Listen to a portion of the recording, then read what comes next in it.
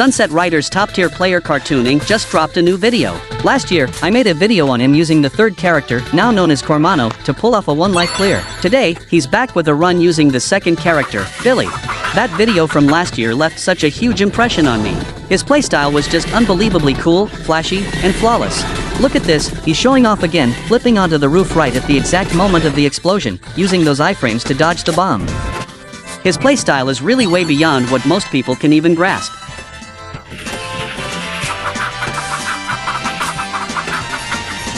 I briefly went through the footage for this video, and honestly, characters 1 and 2, Steve and Billy, they both use revolvers and really aren't as good as Cormano or Bob.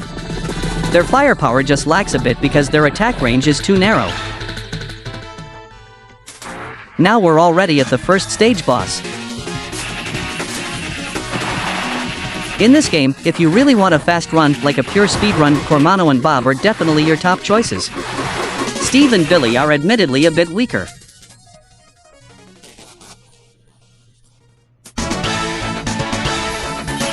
Personally, when I play this game, I'd rather use Steve or Billy because I don't really like using the shotguns.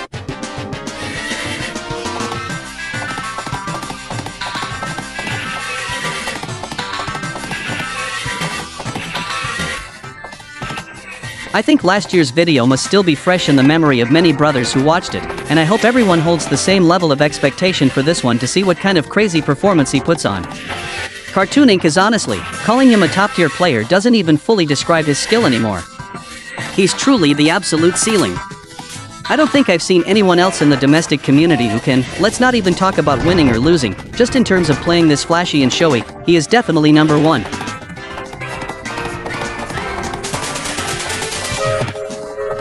Plus, on multiple gaming platforms right now, he holds several speedrun records. It seems like he doesn't really have any serious competitors in this game.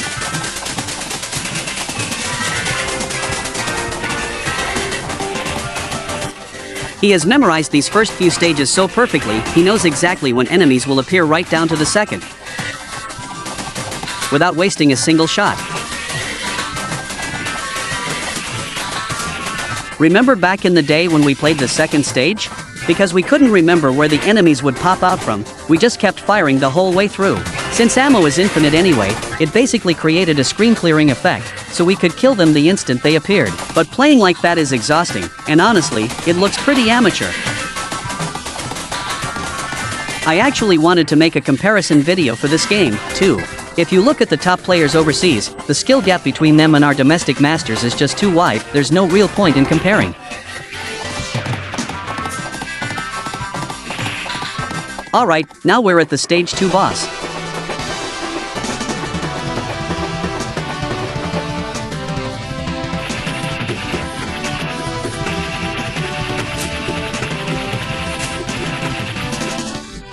Holy crap, that's insane! He cleared the first 2 stages in just 4 minutes and 3 seconds.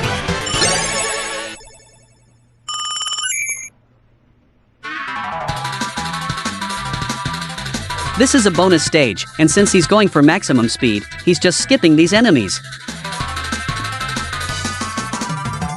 You guys can leave a comment about your childhood memories of this game.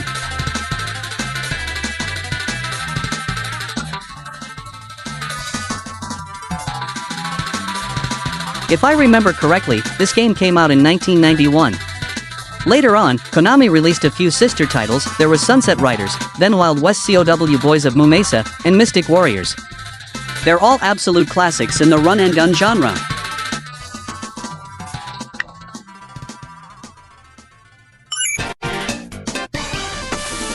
Stage 3. The music for this stage is so good, I absolutely love it. The method he's using here is to constantly push himself right to the very front of the screen.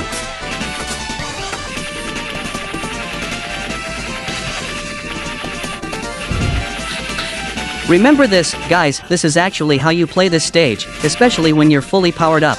There's no need to pick up any other items. Alright, just rushing straight through to the boss. Look at that! How do you even take down a boss the exact second you face them? Too powerful. It's over before the boss could even fully move onto the screen.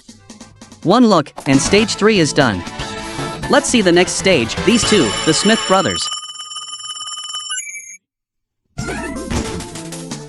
I think this video of his can seriously be used as a textbook guide for this game. It's too perfect, completely free of any wasted movement.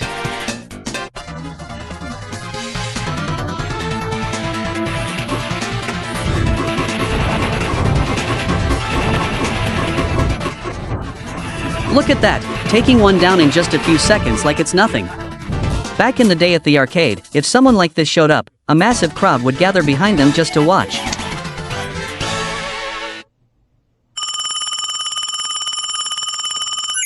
Truly strong, super strong.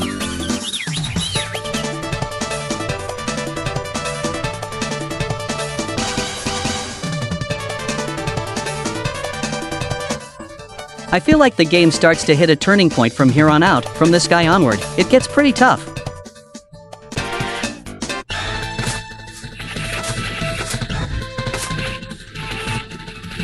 But still, he plays this stage boss incredibly brutally, completely mercilessly. Let's see how he does it. And during this train car segment, he's still keeping himself pushed right to the front. When it comes to jumping over these obstacles, he remembers every single one perfectly. Alright, arriving at the boss fight. A spectacular moment is about to happen. Let's see how he handles it. Here it comes, and it's over.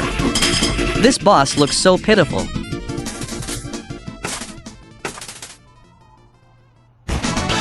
If you fight this boss normally, it's incredibly hard because the arena is tiny, so we don't have much room to move, and the boss has a massive attack range, especially that whip. Yet, he actually came up with a point-blank, face-to-face strat to take him down so easily. Truly brilliant.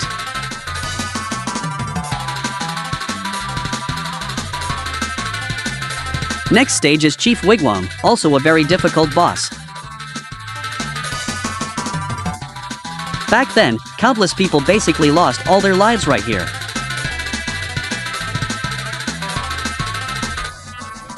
This game supports up to 4 players simultaneously. Back in the day, arcades that actually had these 4-player cabinet setups were pretty rare.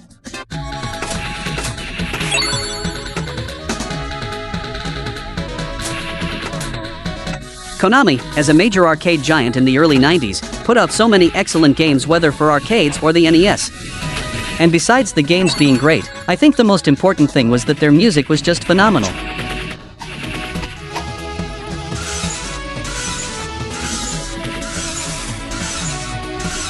There's a one-up here, but I don't really know what the point of him grabbing it is.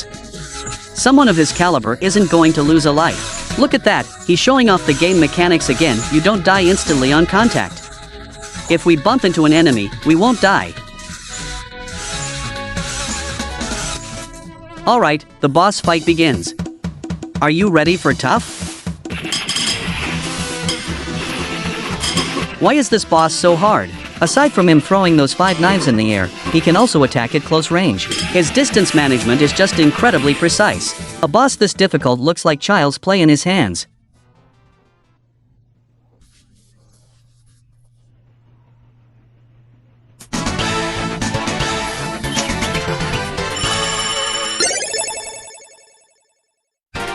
Alright man, we won't shoot them. I'm really grateful to these domestic arcade masters for continuously giving us such amazing performances. It's truly wonderful. Thanks to them, so many games we couldn't beat when we were kids have now had our wishes fulfilled through their videos. He plays beautifully, and it's a joy to watch. Now we're at the fat guy stage, Paco Loco, the second to last stage. This stage actually uses the same gameplay mode as stage 2 where we're riding horses, and enemies will appear from 4 directions. However, the difficulty here is way higher than stage 2.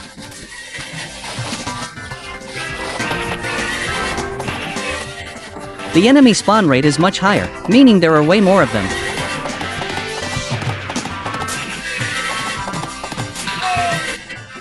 And that fat guy at the end is actually really tough to beat. Personally, I find him quite difficult. For me, I can't clear this game on a single coin. It usually takes me about 3 or 4. And the critical thing about this game is that once you lose your weapon upgrades, you're basically done. Recovering after that is just brutal. It's the same as many shoot 'em UPS later on, without a fully powered up gun. It's just too hard. Plus, this game doesn't have any panic bomb mechanics, so you can only rely on your own experience, awareness, and reflexes to dodge. The only thing we can make use of is the quick slide, but even that doesn't give you iframes. You only get iframes when flipping between the upper and lower levels. Look at that, this fat guy's shooting range is actually quite large, and the bullet density is crazy high, yet he just walks through it like he's taking a stroll in the park.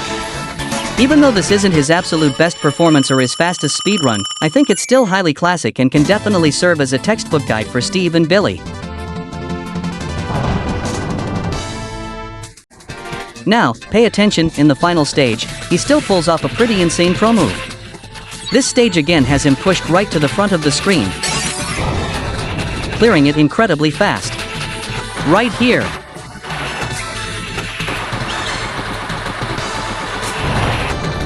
This little detail might not seem like much to most people, but his execution is completely seamless. First, he uses the Gatling gun to shred a section of the fence, immediately hops down to clear the soldiers, and then goes right back up to use the Gatling gun again to clear out the entire barricade. This part is even crazier, he actually uses an enemy's bomb to blast open the gate.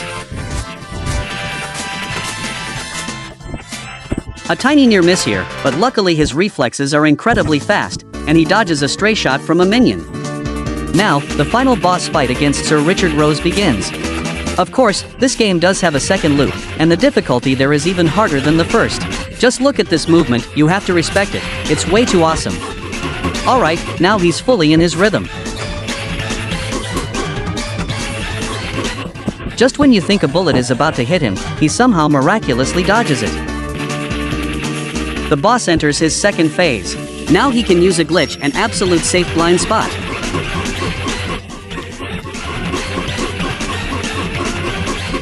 Alright, let's just quietly wait for the boss.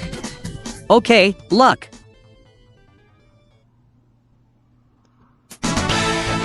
With that, his first loop no death speedrun is officially achieved. What do you guys think after watching this video? Here comes the ending screen again. Let's just chat for a bit. The riders are galloping on their horses into the sunset, heading off to their next adventure. Bounty hunters. Notice this detail, Steve's horse is carrying a massive sack of cash. This is the bounty money they earned from taking down all those enemies during this adventure. Massive thanks to this excellent player, and to the great company Konami for creating such a high-quality masterpiece. It gave our childhood a sense of gaming joy that belongs uniquely to our generation. Alright, that's it for this video. Thanks to all the brothers for watching and supporting. See you guys next time, bye bye.